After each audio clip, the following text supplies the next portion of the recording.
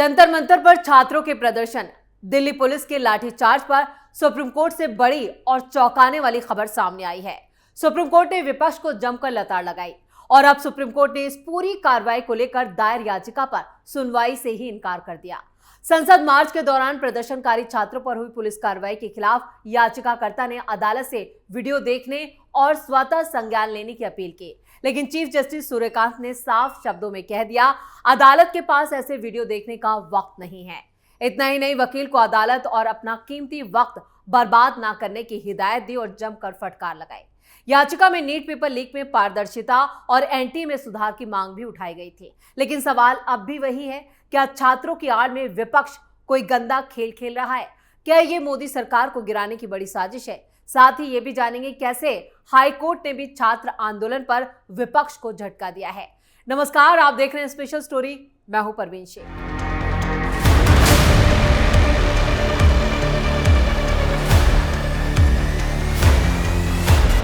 तो supreme court से कॉकरोचों को फिर से मुंह की खानी पड़ी है।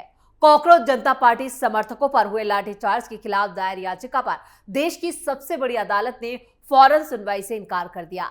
22 जुलाई को एक वकील ने सीजेआई की अगुवाई वाली 3 जजों की बेंच के सामने जनहित याचिका लगाई थी। सीजेआई सूर्यकांत ने कहा, हमें वीडियो देखने में कोई रुचि नहीं है, हमारे पास उन्हें देखने का समय नहीं है। जब वकील ने छात्रों के साथ मारपीट के वीडियो देखने का दूसरी बार अनुरोध किया तो सीजेआई ने कहा, हमारा और अपना समय बर्बाद मत कीजिए। यहाँ गौर करने वाली बात यह है कि 15 मई को ही एक मामले की सुनवाई के दौरान सीजेआई ने कहा था, कुछ बेरोजगार युवा कॉकरोच जैसे होते हैं जो बाद में मीडिया, सोशल मीडिया या आरटीआई एक्टिविस्ट बनकर सिस्टम पर हमला करने लगते हैं। इसी टिप्पणी के बाद ही अभिजीत दीपके ने इंस्टाग्राम पर कॉकरोच जनता पार्टी नाम से एक अकाउंट बना डाला था। कॉकरोच जनता पार्टी ने 20 जुलाई को संसद मार्च निकाला था और इसी दौरान हजारों प्रदर्शनकारी संसद की तरफ बढ़े थे। इन्हें रोकने के लिए पुलिस ने लाठीचार्ज भी किया, जिसमें 100 से ज्यादा पुलिसकर्मी और कुछ छात्रों को चोटें आई थी। 20 जुलाई को कॉकरोच जनता पार्टी ने संसद मार्च निकाला और इसी दौरान कई जगह पुलिस और प्रदर्शनकारियों के बीच झड़प हुई, जिसमें कुछ घायल भी हुए थे। खबरें तो यहां तक आई कि इसके पीछे एक बड़ी साजिश थी, यानी ये नक्सली अटैक था। इसमें नक्सलियों का बड़ा हाथ था जो संसद पर अटैक तक करने का प्लान बना चुके थे। वैसे सुप्रीम कोर्ट में जो भी हुआ वो काफी इंटरेस्टिंग था, जहां कॉकरोचों को फिर से मुंह की खानी पड़ी और ये तिल चिट्टे छात्र नहीं, बल्कि इसके पीछे देश विरोधी ताकतें अपना हाथ सेक रही हैं। वैसे कोर्ट में सीजेआई का रुद्र अवतार भी देखने को मिला। याचिकाकर्ता के वकील ने कहा कि छात्रों की ओर से महत्वपूर्ण मुद्दे उठाए जा रहे हैं। वो नीट परीक्षा सही तरीके से कराने और नेशनल टेस्टिंग एजेंसी में सुधार जैसे मुद्दों की बात कर रहे हैं, जिस पर चीफ जस्टिस सूर्यकांत ने कहा और उन्हें रोका, उन्हें टोका और कहा, थैंक यू वेरी मच। याचिकाकर्ता वकील ने कहा कि पुलिस की बर्बरता के वीडियो भी हैं, अगर मुमकिन हो तो इस मामले की सुनवाई 23 जुलाई को करें। लेकिन इस पर सीजेआई ने कहा कि हमें वीडियो में कोई दिलचस्पी नहीं है, हमारे पास देखने का समय भी नहीं है। दिल्ली हाईकोर्ट का भी सुनवाई से इनकार। इधर 21 जुलाई को ऐसा ही एक मामला दिल्ली हाईकोर्ट में भी पहुंच गया था। तब दिल्ली हाईकोर्ट ने भी इसी तरह की याचिका पर फौरन सुनवाई से इनकार कर दिया था। कहा था कि कोर्ट को इसमें ना घसीटे। सुप्रीम कोर्ट बार एसोसिएशन ने कहा कि लाठीचार्ज की जांच हो और सुप्रीम कोर्ट बार एसोसिएशन ने निर्दोष छात्रों पर हुए लाठीचार्ज की आलोचना की। इधर एसोसिएशन ने कहा कि इस कार्रवाई में कई छात्र गंभीर रूप से घायल हुए और इस घटना की फौरन निष्पक्ष और समय पर जांच होनी चाहिए। जिम्मेदार लोगों की पहचान हो और उन पर सही कार्रवाई होनी चाहिए। सीजेआई के बयान से बनी कॉकरोच जनता पार्टी। कॉकरोच जनता पार्टी की शुरुआत मई 2026 में सीजेआई सूर्यकांत की एक टिप्पणी की बाद ही हुई थी, जिसे सोशल मीडिया पर बनाया गया। देखते ही देखते लाखों फॉलोअर्स बढ़ गए।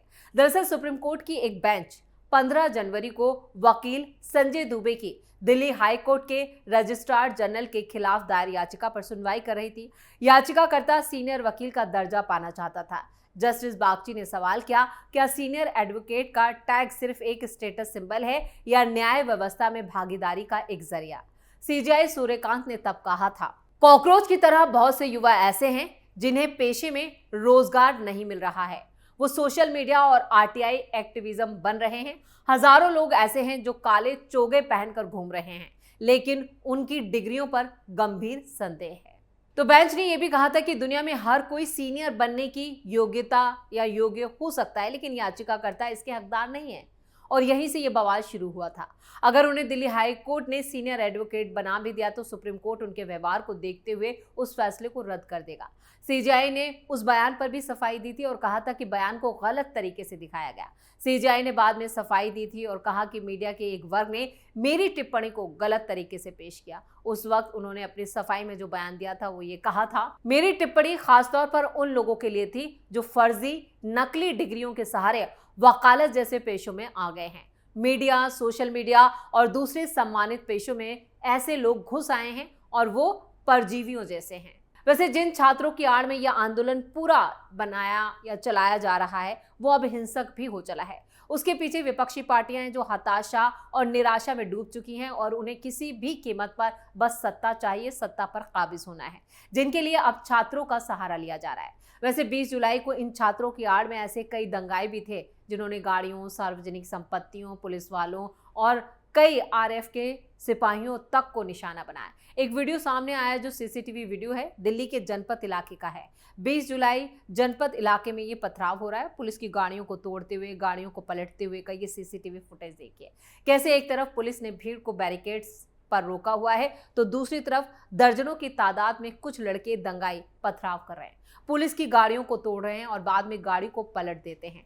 डराने वाली बात यह है कि आम लोग जो भीड़ में नहीं थे वो बचते और बचाते हुए वहां से निकलते हुए नजर आ रहे हैं। इस वीडियो को ध्यान से देखिए कि किस तरह से इन छात्रों के आंदोलन में कुछ असामाजिक तत्व किस तरह से हिंसक हो गए थे। इसी का डर था, यानी कि पूरे देश को अराजकता की तरफ ले जाने की कोशिश की जा रही है। कौन लोग हैं ये भी जांच का विषय है और इस वीडियो को तो दिल्ली हाईकोर्ट को जरूर देखना चाहिए।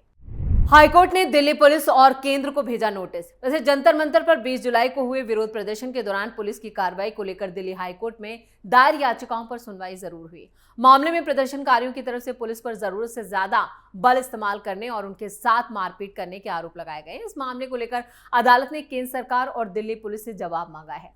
सुनवाई के दौरान याचिकाकर्ताओं की तरफ से अदालत को यह जानकारी दी गई कि प्रदर्शन के दौरान कई प्रदर्शनकारियों के साथ पुलिस ने सख्ती बरती। आरोप है कि पुलिस कार्रवाई में कई लोग घायल हो गए, लेकिन ये नहीं बताया कि पुलिस वाले भी घायल हुए थे।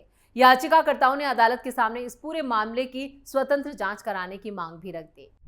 डिजिटल सबूतों और वीडियो रिकॉर्डिंग पर बड़ा आदेश। मामले में अदालत ने घटना से जुड़े कई सीसीटीवी कैमरे की रिकॉर्डिंग, बॉडी कैमरा फुटेज और दूसरे डिजिटल रिकॉर्ड को सुरक्षित रखने का आदेश दिया है। कोर्ट का यह आदेश इसलिए अहम माना जा रहा है क्योंकि जांच के दौरान इन रिकॉर्डिंग से यह पता लगाने में मदद मिल सकती है कि प्रदर्शन के दौरान असल में हुआ क्या था और पुलिस की कार्रवाई किन हालात में की गई, क्योंकि कई वीडियो अब ऐसे आए हैं जो साफ दिखा रहे हैं कि किस तरह से पुलिस को टारगेट किया गया। याचिकाकर्ताओं की तरफ से यह भी आरोप लगाया गया कि प्रदर्शन के दौरान कुछ पुलिसकर्मी बिना वर्दी और बिना पहचान पत्र के मौजूद थे, यानी उनके फेस पर मास्क लगा हुआ था। याचिकाकर्ताओं ने पुलिस की कार्रवाई पर सवाल उठाते हुए पूरे मामले की जांच किसी स्वतंत्र एजेंसी या किसी विशेष जांच दल यानी कि एसआईटी से कराने की मांग की।